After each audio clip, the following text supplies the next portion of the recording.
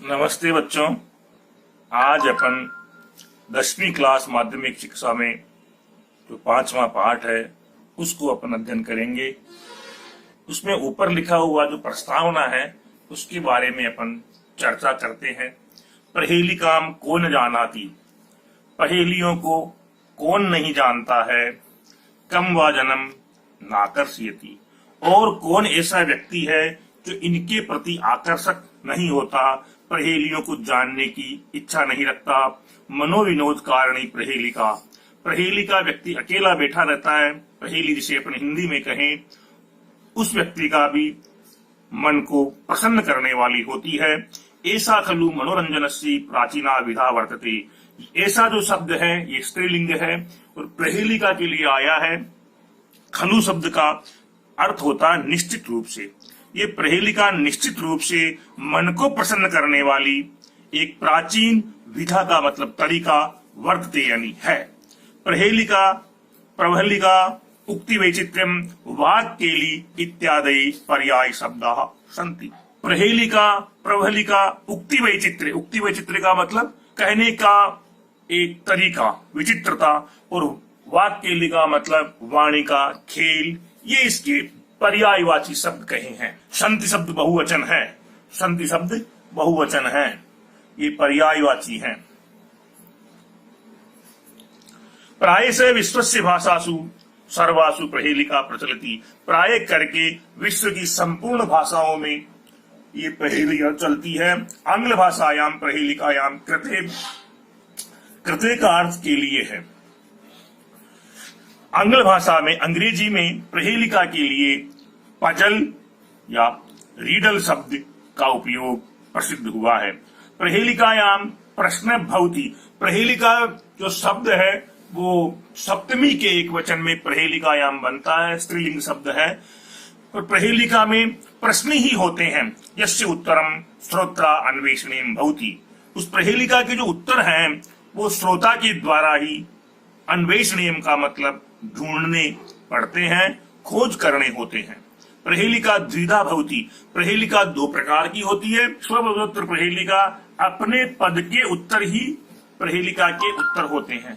एक होते हैं अस्वपदोत्तर पहेलिका, एक अपने पद के उत्तर, यानी उस पहेलिका के अंदर तो उत्तर होते ही होते हैं लेकिन अपने को सोच के लिखना पड़ता है, वो पहेलिका की दूसरी विधा है। स्वपदोत्तर पहेलिकायाम प्रश्नस्य प्रश्नस्य उत्तरम पहेलिकायाः पदेषु एव क्वचित् निहितं भवति, अपने पद के उत्तर जो पहेली होती है उस पहेली में पूछने वाला के प्रश्न का उत्तर पहेलिका के पदों में कहीं न कहीं निहित होता है, उसका भाव वहां होता है। स्वपदोत्तर पहेलिकायाम तु उत्तरम बहिरेव, और अपने पद के उत्तर के अंदर जो पहेलिका में उत्तर बाहरी होता है, जो अस्वपदोत्तर में जो बिना उस पहेलिका का जो उत्तर बाहर होता है, न तो पदेषु निविष्टम, उस श्लोक के अंदर उसका अर्थ नहीं होता है, सोचना पड़ता है। पहेलिकासु या चमत्कृति दृश्यते, पहेलियों में जो चमत्कार दिखाई देता है सा कदाचित श्लेष यमक आदि अलंकार माध्यमेन कदाचित संधि समासादि माध्यमेन उत्पाद्यते, पहेलिकाओं में जो चमत्कार दिखाई देता है वह कभी कभी श्लेष यमक आदि अलंकारों के माध्यम से, संधि और समास के माध्यम से उत्पन्न होता है। पहेलिका न केवल मनोविनोद कारिका, पहेलिका केवल मनोविनोद कारक ही नहीं अपितु बौद्धिक व्यायाम साधिका संति, लेकिन बुद्धि के व्यायाम को भी बढ़ाती है, बुद्धि की कसरत भी पैदा करती है। ये साधिक क्रीड़ा, ये शब्दों की क्रीड़ा है, अपितु बौद्धिक क्रीड़ा चापी, शब्द की क्रीड़ा तो है ही है लेकिन शब्द के साथ में बुद्धि की क्रीड़ा भी इसमें है, बुद्धि का खेल भी है। बिना बुद्धि के पहेलिका का अर्थ नहीं लग सकता। ये बच्चों आपको अच्छी तरह समझने चाहिए। संस्कृत कवि पहेलिका परंपरा संवर्धनवंत है, संस्कृत कवियों ने इस पहेली की परंपरा को बढ़ाया है। अस्मिन् पाठे, इस 5वें पाठ में काश्चन प्रसिद्धाः पहेलिका विविधेभ्यः ग्रंथेभ्यः समाकृष्य प्रस्तुयन्ते, इस पाठ में कुछ प्रसिद्ध पहेलिकाएं विविध ग्रंथों से लेकर यहाँ रखी गई है। आगम्यताम, आइए मैं सबका स्वागत करता हूँ। पठ्यताम, इनको पढ़ते हैं अपन। आस्वाद्यताम, और इनका आनंद लीजिए, आस्वादन करिएगा। वाक्येली, वाक्यलिका मतलब वाणिका के। कस्तूरिका जायते कस्मात् कोघन्ति करिणाम कुलम किम कुर्यात् कातुरो युद्धे मृगासंगी पलायते मृगासिंह पलायते। कस्तूरिका जायते कस्मात्, कस्तूरी किससे पैदा होती है? कस्तूरी किससे पैदा होती है? आपको मालूम होना चाहिए, अपने हिंदी में कहावत है, कस्तूरी कुंडली बसे मृग ढूंढे वनमाही। हाँ, तो इसमें मृग का नाम आएगा। तो कस्तूरी कहाँ रहती है, ये पहला प्रश्न है। और इसमें अनुष्टुप छंद है, 8 वर्ण है। को हंती करुणाम कुलम, हाथियों के वंशों को कौन मारता है, अर्थात हाथी को कौन मारता है। किम कुर्यात कातरो युद्धे, डरपोक कातर कहते हैं युद्ध को, ये सुंदरकांड में भी आया कातर शब्द। किम कुर्यात कातरो युद्धे, युद्ध में डरपोक क्या करता है। अब तीनों चरणों का अर्थ है, प्रथम चरण का अर्थ तो है कस्तूरी जायते कस्मात्, यानी कस्मात् का मतलब पंचमी विभक्ति है, तो पंचमी का उत्तर प्यारे छात्रों पंचमी से ही लगेगा, मृगात। कस्मात् का मतलब है ये मृगात पहला। को हंती करणाम कुलम, क्या पुलिंग है, इसलिए यहाँ पर विसर्ग का ओ हुआ है और विसर्ग संधि से हुआ है, इसलिए दूसरे का अर्थ है सिंह। और किम कुर्यात कातुरो युद्धे, कुर्यात युद्ध में डरपोक क्या करता है, ये क्रिया है, इसलिए इधर तीसरी है पलायते ही। तो इसको अच्छी तरह से समझ लें। कस्तूरी का जायते कस्मात्, कस्तूरी किससे पैदा होती है, मृगात, हिरण से पैदा होती है। हरिणों के कुल को कौन मारता है, सिंह मारता है। और युद्ध में पलायन, जो डरपोक होता है वो पलायन कर जाता है। आपकी समझ में आया होगा। अब अपन दूसरे के अर्थ में, दूसरे श्लोक के बारे में चर्चा करते हैं। भोजनांते किम पेयम, भोजन के अंत में क्या पीना चाहिए। जयंत कस्य वै सुता है, जयंत किसका लड़का है। कथम विष्णु पदम प्रोक्तम, और विष्णु का पद कैसा है। तक्रम शक्रस्य दुर्लभम, छाछ इंद्र को भी दुर्लभ है। तो पहले जो पद है ना, भोजनांते किम पेयम, भोजन के अंत में क्या ग्रहण करना चाहिए, क्या पीना चाहिए। भोजन के अंत में छाछ पीनी चाहिए। भोजन के अंत में, इस पहले का अर्थ जो है ना, इस पहले से लगेगा जयंत है कस्य वैसुतम। कस्य शब्द स्त्री, कस्य शब्द षष्ठी विभक्ति का एक वचन है, तो अगर षष्ठी है तो इसका उत्तर भी षष्ठी ही होगा, शक्र से आएगा। कथम विष्णु पदम प्रोक्तम, विष्णु पद शब्द नपुंसक लिंग है, इसलिए कथम विष्णु पदम प्रोक्तम, ये तीसरे का अर्थ दुर्लभम होगा। विष्णु का पद जो है ना बहुत दुर्लभ है। इसकी समरी ऐसा देखिए आप, भोजन के अंत में अपने को छाछ पीनी चाहिए। जयंत इंद्र का लड़का है और विष्णु का पद बहुत दुर्लभ है। आगे अपन तीसरे श्लोक के बारे में चर्चा करेंगे। रवि कवि किम समरस्य सारम, कृषि भयम किम किमदन्ति भृंगाः, सदा भयम चाप्य भयम च केसाम, भागीरथी तीर समौ स्त्रितानाम।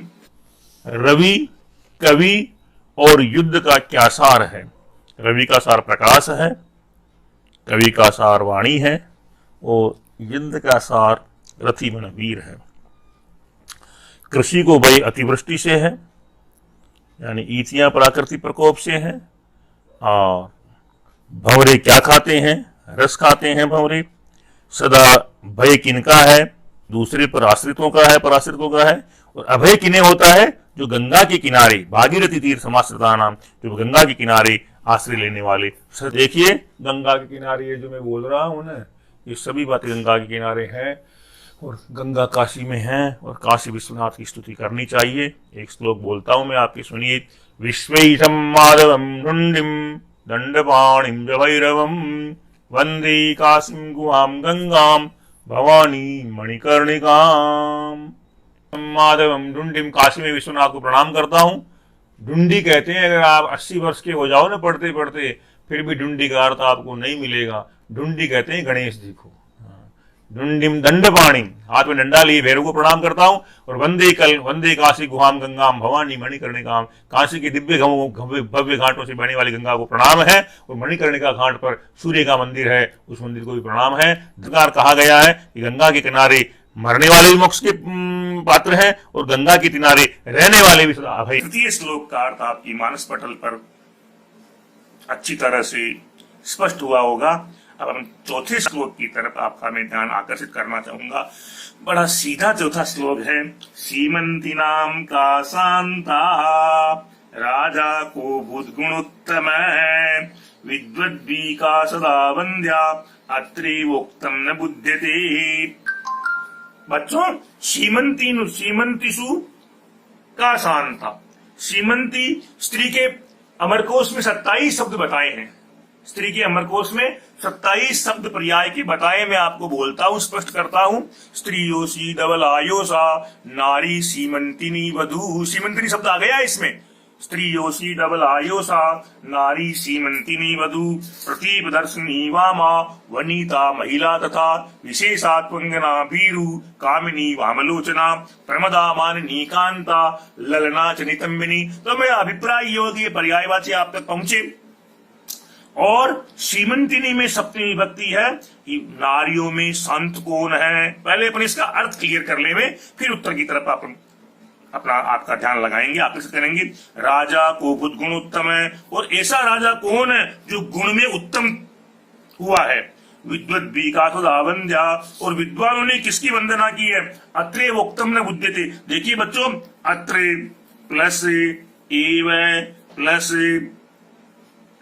उक्तम न बुध्यते, यहां पर कही गई है लेकिन जाना नहीं जा रहा है आपके द्वारा। तो अपन इसका अर्थ चर्चा करते हैं। पहले का चौथा में जो पहला पद है ना, ये भी अनुष्टुप संधि है। अब मैं थोड़ा सरलता की तरफ जा रहा हूं। सीमंतिनी शब्द का पहला अक्षर लीजिए बच्चों, सी है, और शांता का अर्थ आपका लीजिए। नारियों में सबसे शांत कौन है। सीता। इन दोनों को अपन मिला देवे। राजा को बुद्गुण उत्तम है। अब राजा में भी पहले राजा ले लो, आप राजा का रा ले लो और उत्तम का मैं ले लो। राजा सबसे गुणों में उत्तम कौन हुए, राम। तो रा और मैं को मिला दो। विद्वद्वी का सदा वंद्या। तीसरे चरण में विद्वद्मी में वी ले लो और वंद्या का द्या ले लो। विद्वानों के द्वारा सदा किसकी सेवा की गई, विद्या की। यहां पर कहा गया अत्र मन, यहाँ एव मन ही उक्तम मन बताया गया है, लेकिन न बुद्धते, जाना नहीं गया। तो अपन ने जान लिया नारियों में सबसे कौन शांत है, सीता। राजा सबसे उत्तम गुण वाला कौन हुआ, राम।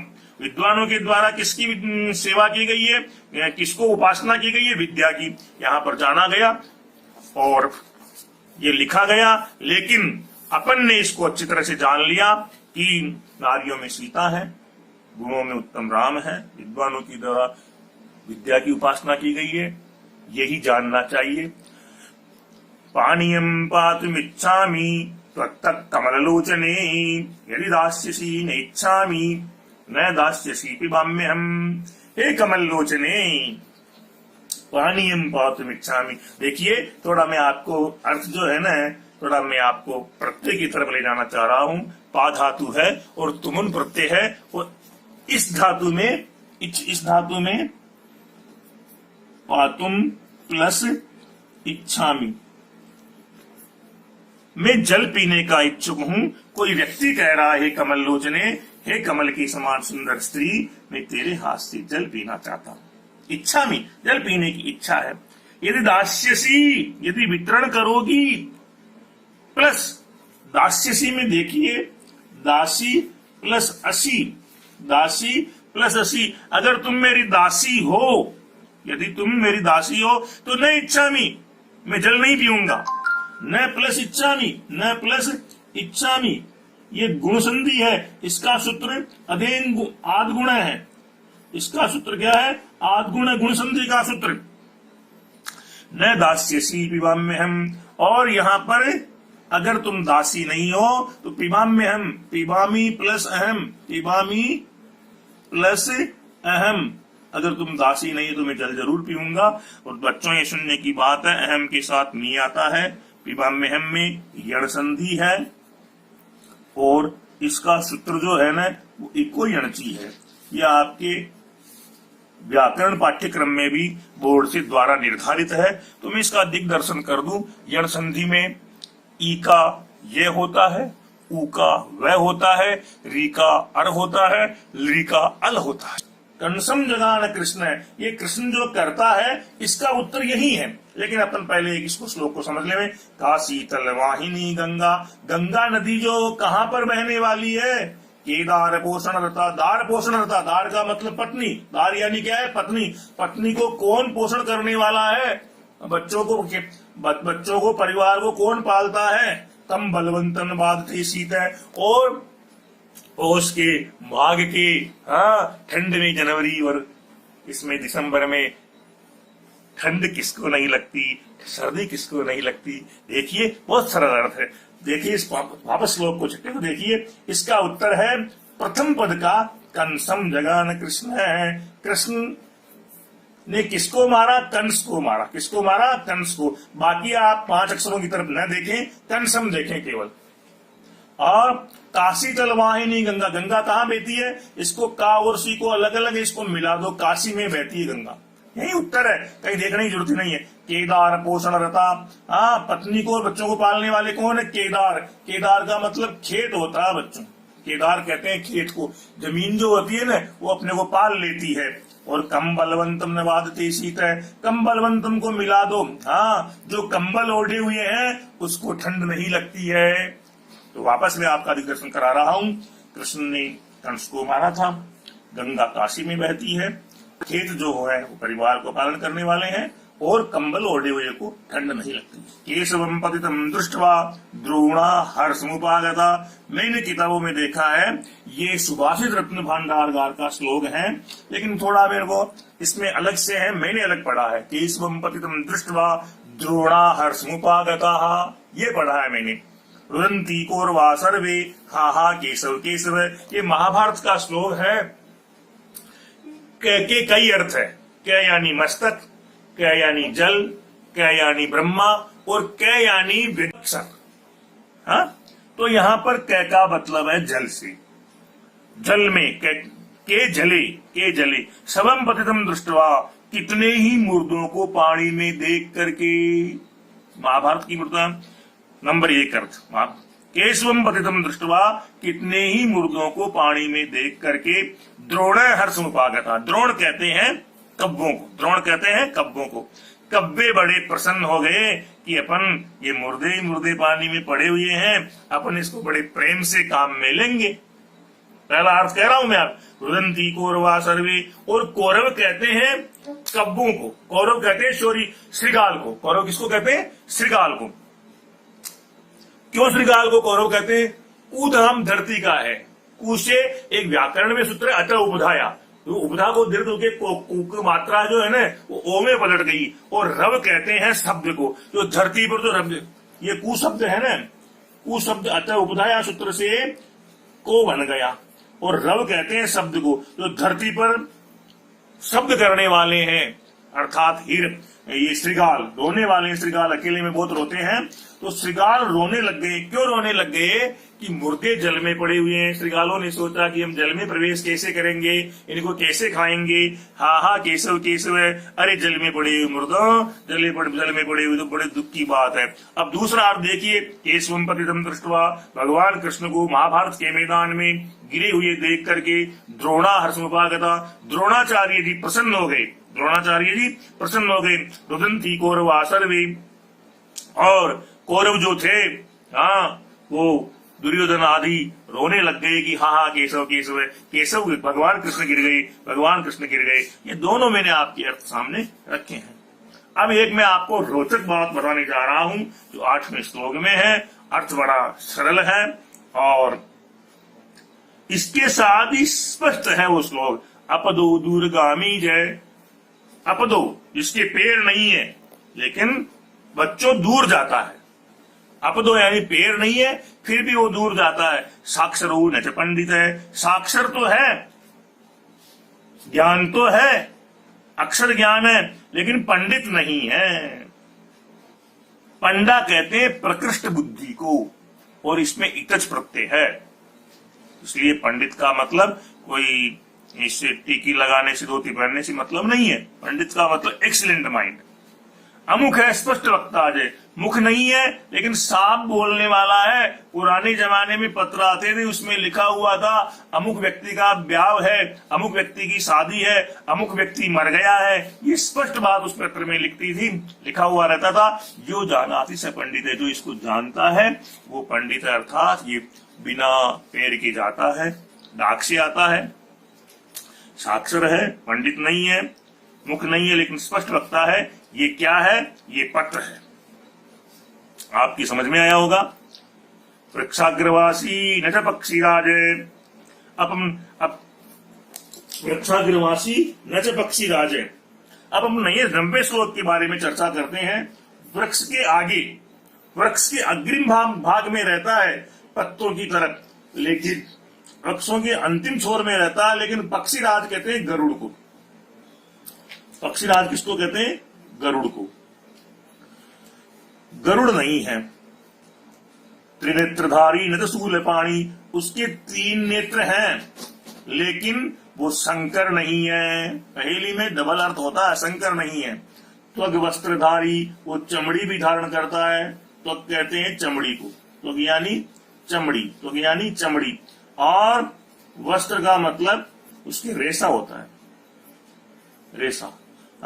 चमड़ी और वस्त्र धारण करता है लेकिन वो सिद्ध योगी नहीं है। और पानी भी धारण करता है लेकिन न तो वो कलश है, घड़ा है, न बादल है। अर्थात ये नारियल के लिए प्रयोग हुआ है। किसके लिए प्रयोग हुआ है? नारियल के लिए। कैसे प्रयोग हुआ है? कि नारियल वृक्ष के आगे लगता है और नारियल के 3 नेत्र होते हैं और नारियल के ऊपर रेशे भी होते हैं और वो चमड़ी का पर्याय है। और नारियल के अंदर पानी होता है, न वो कलश है न वो बादल है। आपकी समझ में आया होगा। ऐसा मेरा प्रयास है। अब अपन 10वें श्लोक की तरफ प्रयास करते हैं। नन्दामि मेघान् गगनेऽवलोक्ये, नृत्यामि गायामि भवामि तुष्टये, नाहं कृषिज्ञे पथिकोऽपि नाहं, वदन्ति विज्ञा मम नामधेयम्। बहुत रोचक श्लोक है। देखिए, नंदा में मेघान, मेघान शब्द जो है वो द्वितीया का बहुवचन है। कैसे? मेघ, मेघो, मेघा, मेघम, मेघो, मेघान। बादलों को नंदामी, नंदामी शब्द नंद धातु का उत्तम पुरुष का लट लकार का एक वचन है। मेघान नंदामी, बादलों को प्रसन्न करके। गगने अवलोक्ये ही, मेघान गगने अवलोक्ये नंदामी। गगने मेघान अवलोक्ये नंदामी। गगन कहते हैं आकाश को। आकाश गगन शब्द में सप्तमी विभक्ति है। अवलोक्य में लिप प्रत्यय है। अवलोक्य में क्या प्रत्यय है? लिप प्रत्यय है। आकाश में मेघों को देख करके प्रसन्न होता है। अब कौन प्रसन्न होता है? आपने भी वर्षा काल देखते देखते आपको 15-16 वर्ष हो गए बच्चों। आप 10वीं के स्टूडेंट हो ना, 15-16 वर्ष हो गए। आपने भी बादल देखी है, वर्षा ऋतु देखी है। नृत्यामि गायामि भवामि तुष्टे। और वो मनुष्य नहीं है, ये मैं आपसे निवेदन कर दूं। वो नाचता है, गाता है और प्रसन्न होता है। कई मंदिर देखे होंगे आपने, और पंखुड़ी में रहता है वो, अपनी क्या नाम पंखुड़ियों को फैलाता है। आप मेरा अर्थ समझे होंगे, वहां तक पहुंचे होंगे। और विभिन्न रंगों में रहता है। उसको देख करके छोटे बालक प्रसन्न होते हैं, उसके पास जाने की कोशिश करते हैं। चलो आगे देखते हैं। ना हम कृषज्ञ, और वो कह रहा है कि मैं किसान नहीं हूं। न हम कृषज्ञ, ना हम में दीर्घ संधि है। नारक में कौन सी संधि? दीर्घ संधि है। न प्लस अहम, न प्लस अहम, और सूत्र है अक सवर्णी दीर्घ। अपन इसका और दिग्दर्शन करेंगे जब संधि को पढ़ाएंगे ना, तब। अक सवर्णी दीर्घ है। ना हम कृषज्ञ, मैं कोई खेती का जानकार नहीं हूं, किसान नहीं हूं। पथिको भी ना हम, मैंने निवेदन किया ना आपसे, वो मनुष्य नहीं है, राहगीर नहीं है ना, रास्ते चलने वाला नहीं है। पथिक प्लस अपि, यहाँ पर संधि है, पर रूप संधि है। वदंत विद्या मम नामधेयम्, आप जानकार हो तो मेरे नाम को बताओ, कहिए। अर्थात मोर, हाँ, अर्थात क्या है? मोर, मोर की प्रियाय वाची है, शिखावलय शिखी की मेघनादा उल्लास्यति एका वाणी मयूरस्सी समी चंद्र बीच। मोर जो है ना, उसको मयूर भी कहते हैं, नीलकंठ भी कहते हैं, शिखी भी कहते हैं, बरही भी कहते हैं। ये परीक्षा में आ जावे तो आप इस शब्दों से डरे नहीं, ये सुस्पष्ट अर्थ है। प्रश्न जो है आप ये वस्तुनिष्ठ मल्टीपल चॉइस के जो प्रश्न है ये करिएगा, फिर लघुत्तर प्रश्न करिएगा। और जैसे मैंने पिबाम्यहम में संधि बताई वो आपको क्लियर कर दिया, और फिर आप ये आर्थ करिएगा, फिर निबंधात्मक करिएगा। फिर भी अगर आपको कोई दिक्कत आवे तो आप कमेंट बॉक्स में जाइएगा और वहां पर अपना शंका समाधान बता देंगे आपको। प्रश्न करिएगा। धन्यवाद। आगे का पाठ अपन कल बताएंगे।